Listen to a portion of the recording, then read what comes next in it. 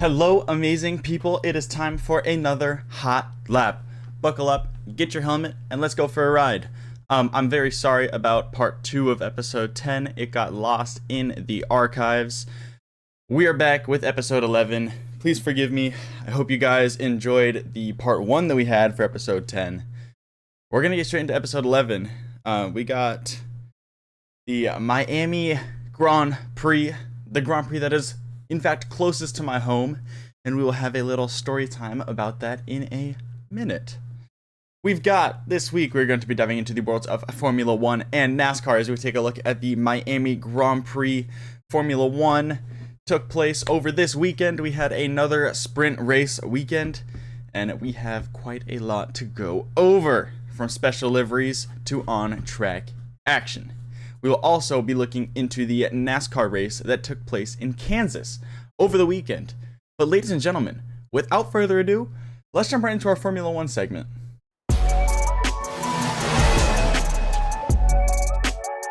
Alright, I have some exciting news, some bucket list activities that took place over the weekend. Me and somebody that I was with this weekend. Me and my girlfriend went over to Sebring from where we live here in Florida on the West Coast.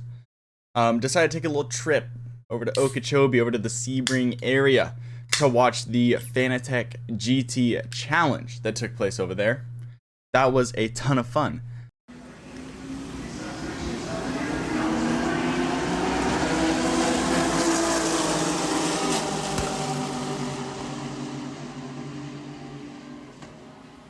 However, by about 1:30 that day, we were out of races to watch. So we decided, hey, we're already halfway to Miami. You know, there's events happening. There's people that we want to see in Miami. There's celebrities, certain celebrities that are very high class people. You don't know who I'm talking about. You damn well should, because it was the Formula 1 drivers that were in Miami. My girlfriend and I spontaneously decided, in about 30 minutes it took us to research the tickets, to go and watch the Formula 1 Crypto Miami Grand Prix the same day that it was happening. So that would be Sunday. On Sunday, we went over and we watched the Grand Prix. It was my first time going to a Formula 1 Grand Prix. It was absolutely a bucket list activity, and we are going to go through my personal experience as well as the normal events that take place. We'll go through those first, and I'll kind of throw in little bits and pieces of my experience as we're talking about it. So in the world of Formula 1, we have major McLaren upgrades. That was the name of the game in Miami, Florida. That was the talk of the town, is McLaren. They have their new front wing, which affects all the aero down the whole rest of the car. They have new brake cover plates. They have new floor panel, and they have a new uni-piece rear diffuser. 4 aerodynamic major upgrades that they ended up bringing to the Miami Grand Prix to implement onto the car. And oh my god, did they end up being upgrades. McLaren were so fast and so dominant all weekend long, fighting in positions higher than we have normally seen from them. Normally we're seeing about 8th place, about 6th place to about 3rd place. We're seeing them fight higher up the field right now. We're seeing them compete with the Red Bulls. We're seeing them heavily competing with the Ferraris. It is fantastic to see. In sprint qualifying, SQ1, Fernando Alonso takes his first lap on mediums for the weekend and goes uncharacteristically slightly slower than his teammate Lance Stroll. This was not a common or frequent event that was happening in Miami. It was just a 1-lap thing I decided to note down. The top 4 drivers by the end of SQ1 were separated by 0.08 of a second. Valtteri Bottas and his new race engineer got dangerously in the way of Oscar Piastri as he started a push lap late in the session. Piastri seemed to be comfortably through at that point. Gasly, Albon, Zhou, Bottas, and Sargent are the people who get knocked out in SQ1. Moving into SQ2, we have George Russell and Lewis Hamilton going out in SQ2, as well as Esteban Ocon, Kevin Magnussen, and Yuki Tsunoda. Lando Norris finished the fastest in this session that ended up being the fastest lap in all of the SQ qualifying, which was on that medium tire. In SQ3, they were using soft tires. The drivers could just absolutely not get them fired up and going how they needed to be. Verstappen finishes on pole for the sprint race, followed by Charles Leclerc, Sergio Perez, and Mr. Daniel Ricciardo, who had an absolutely stunning lap, with Carlos Sainz finishing up your top 5 for the sprint. Let's get into the sprint race right now. Alright, moving into the sprint race, we have Max Verstappen leading out from Charles Leclerc and Daniel Ricciardo, who jumped past Sergio Perez into the first few corners. Lando Norris spins on turn 1 at the very start of the race, and the car jostles as the cars jostle for position. He's immediately over the radio calling that he is out and that he got hit. There's a Sector 1 yellow flag where the full safety car is deployed shortly after. Alonso claims that he also has a puncture from this incident. The Aston Martins came together through turn 1. Hamilton goes down the inside and hits the Astons together as he sends one of the Aston Martins wide and into Lando's rear right tire, spinning him around. Stroll retires shortly after from the incident as well. The safety car ends on lap 4. Throughout the rest of the sprint race, we do see a lot of Max Verstappen dominance. There's not too much more interesting stuff that happens. However, we do see Max Verstappen winning the sprint race. We will move into normal qualifying right now. Alright, moving into normal qualifying, we see Daniel Ricciardo tapping the barrier in Q1 on the back straight, as he's been getting close to it and flirting with it all weekend long, giving it another little love tap. No damage he picked up, he was able to complete the session. Verstappen goes fastest from his teammate Perez by 83 thousandths of a second. We lose Valtteri Bottas, Logan Sargent, Daniel Ricciardo, Kevin Magnussen, and Guan Yu Zhou at the end of Q1. Heading into Q2, Leclerc was the fastest in Q2, followed by Verstappen by 0.033 seconds off of his pace. This stage in qualifying saw Stroll, Gasly, Ocon, Albon, and Alonso exit early. In Q3, you have your top 10 and your top 10 in the starting grid for the race. Verstappen, Leclerc, Sainz, Perez, Norris, Piastri, Russell, Hamilton, Hülkenberg, and Yuki Tsunoda. Alright, moving into the race, I'm going to go ahead and give you some little insights, some little behind the scenes action of my personal experience when it comes to the start of the Formula 1 race and what was going on. We bought general admission tickets to go in, which basically means that you can go into the venue, but you don't have like a seat in any grandstands or any boxes or anything like that. They have little like not free viewing, but like general admission viewing areas where there's raised platforms or there's like no net on the fencing so you can see through the cars.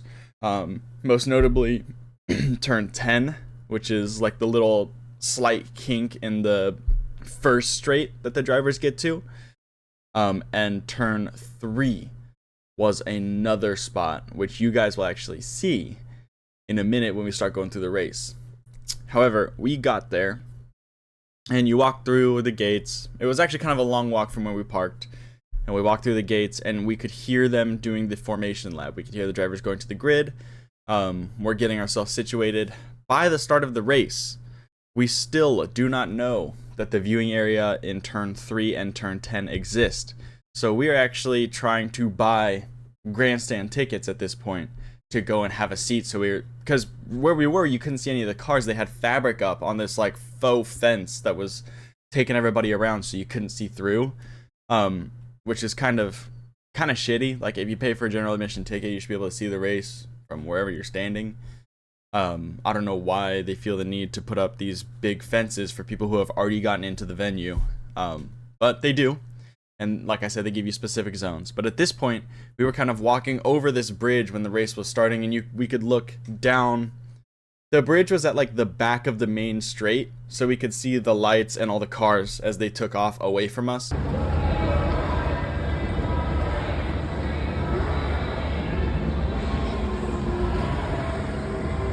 But they forced you to keep walking down the bridge because you couldn't stand on it because it was too good for viewing or whatever the hell they were doing. I don't know what they were doing.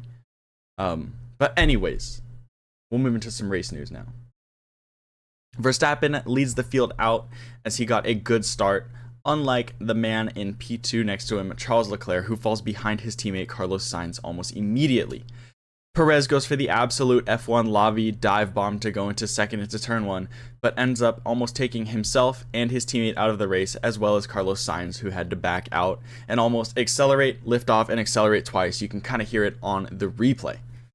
After this first series of corners, the race is led by Verstappen, followed by Sainz and Oscar Piastri, who was an absolute big winner. He went up, I think, 2 or 3 places to get into third.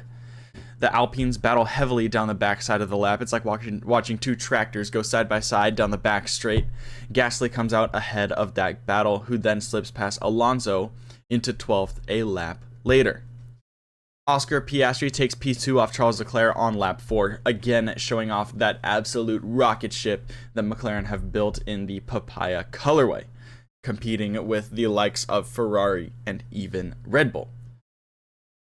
A weird overtake, as Charles just kind of left the door open into the last corner, but an overtake nonetheless for the McLarens. Perez was noted for a false start after his investigation is conducted by the FIA for the dive bomb into turn 1, with no further action necessary. Hamilton and Hülkenberg come close together. Hamilton reports almost crashing, as though it looks as it is just a good racing strategy, good racing incident between the two. 1 lap later, on lap 8, Lewis locks up and lets Nico through. However, on turn 10, Lewis comes back past Hülkenberg. Then his teammate, George Russell, follows Hamilton through around Hülkenberg to go into 8th place on lap 12. Hülkenberg decided to box at this point to get off the mediums and bolt on the hards at the end of the lap, as well as Pierre Gasly. Perez boxes on lap 18 in an attempt to come out on top in his battle with Lando Norris, forcing McLaren to try to be successful with an overcut. However, McLaren then come over the radio and tell Lando Norris to not worry about the battle with Sergio Perez behind, but to rather battle with Sainz ahead of him, as that would be the more beneficial kind of fight to be a part of. They weren't too worried about Perez at this point. They were kind of doing their own thing with Sainz in front. Leclerc boxes on lap 20 after being instructed to do the opposite of what the other McLaren of Oscar Piastri was doing. He comes out in 6th between the 2 Mercedes. This was a slight problem for Charles Leclerc, as the Mercedes that was in front at this point was Lewis Hamilton, who was on hard tires and was trying to extend his stint as long as possible. Max Verstappen hit a cone into turn 15 on lap 22 to bring out the virtual safety car. Max boxed under his own VSC and came out in 4th place. Russell is the next to box a lap later. Piastri and Carlos Sainz box at the same time, giving Lando Norris the lead without a pit stop yet, followed by Verstappen, Leclerc, then Piastri and Sainz. On lap 28, Kevin Magnussen and Logan Sargent go off the road. Logan Williams slides into the barrier. Magnussen is able to drive off. Sargent's home race ends early.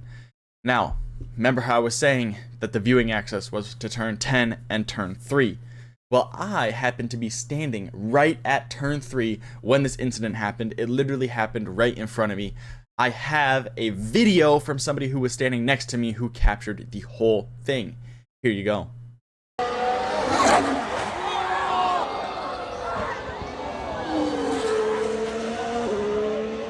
Hope you guys enjoyed that video. I have another one of Logan Sargent riding past us on the Vespa and waving to us. For this video, I ended up picking up my girlfriend and holding her up so she could record Logan Sargent going by.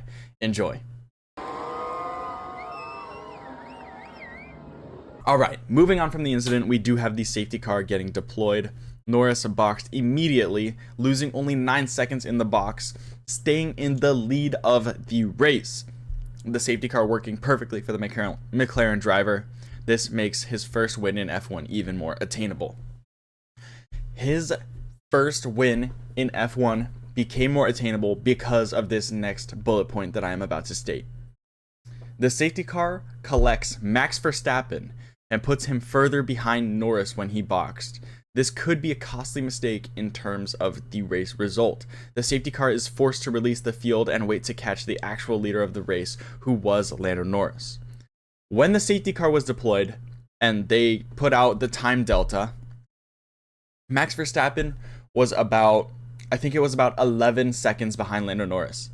By the time Lando Norris had made it to the box, the safety car had collected Verstappen, and Verstappen was 31 seconds behind Lando Norris. I think that had the safety car not collected Max, had Max drove past the safety car, Max Verstappen would have been in the lead of the race at this point. Does this mean he would have won? Absolutely not. Lando Norris's pace was absolutely phenomenal. However, he would have been in front, and this would have been a major advantage as his tires were already a little bit old. Lando Norris would have had new tires and been in P2, maybe P3. I don't know exactly how far the field was behind Max, but I'm fairly confident that Max Verstappen would have passed Lando Norris had the safety car not caught him. Oscar Piastri and Carlos Sainz had a moment where after the safety car came in, of course, Oscar and Sainz had a moment where Oscar was forcing Carlos wide. Ferrari think that Oscar needed to give the position back, but McLaren came over the radio, gave Oscar this information about Ferrari making an appeal and telling Oscar that they did not think it was necessary to give the position back and that he should keep the position. The FIA review concluded that it was in fact a racing incident and McLaren were right to keep their position. Kevin Magnussen picks up his 5th penalty of the weekend, including the 10-second penalty for the Logan Sargent incident. Lando Norris continues to have faster laps over Max Verstappen on the hard tire and was gaining time on him by the lap. There's a little comparison between Norris and Verstappen, and by the end of the race, Max Verstappen was only faster than Norris in turn 17. Everywhere else on the track, Lando Norris was faster, which shows the absolute phenomenal upgrades that McLaren brought and could mean a really exciting fight.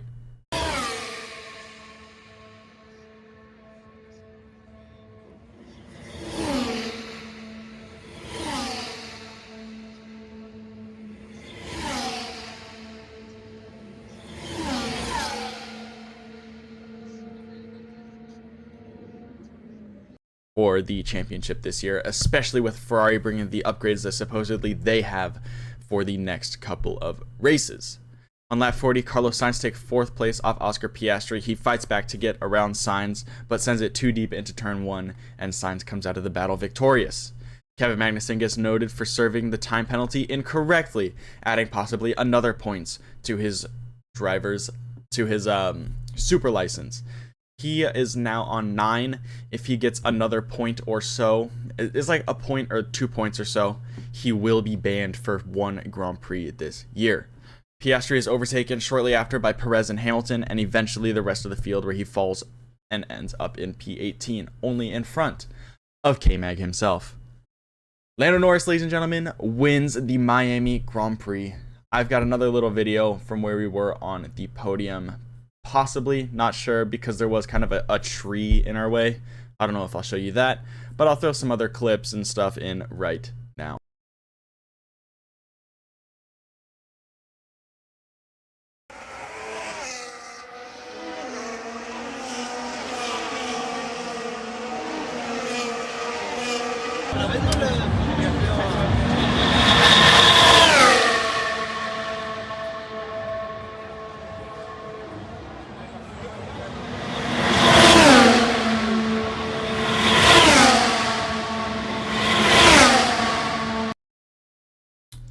Alright, I hope you guys enjoyed those. We are going to head over into the world of NASCAR, where they were in Kentucky this last week.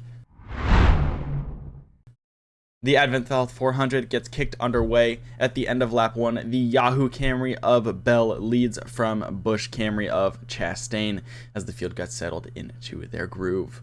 Kraus led by lap 39, and Chastain continued to battle for second alongside Larson, who worked his way swiftly up to the front of the field. On lap 68, Denny Hamlin takes the lead from Kyle Larson, who had taken the lead of the race up to this point. Hamlin wins stage 1 from Chastain and Larson. Stage 2 is led out by Bell and Chastain. The leaders run wide and lose momentum. This allows Larson to go through. Then the drivers behind Larson go 5 wide down the main straight. This was again at the start of the second heat. Larson loses out majorly with a sticky front right tire and has quite a bit of trouble in his pits. Buescher wins stage 2 from Larson and Hamlin. Stage 3 brought trouble for Jimmy Johnson as he was wrecked out by Corey LaJoie. This was actually the first caution of the race. Larson and Busch lead out on the restart. Bubba Wallace is spun around to bring out the second caution of the day. This was on the back straight by Cindric, who spun up high and shot back down the track to hit Wallace's rear and spin him around himself. With 70 to go at the restart, we have Busch and Larson leading out the cars. Logano goes around and into the grass, bringing out yet another caution shortly after this one is over.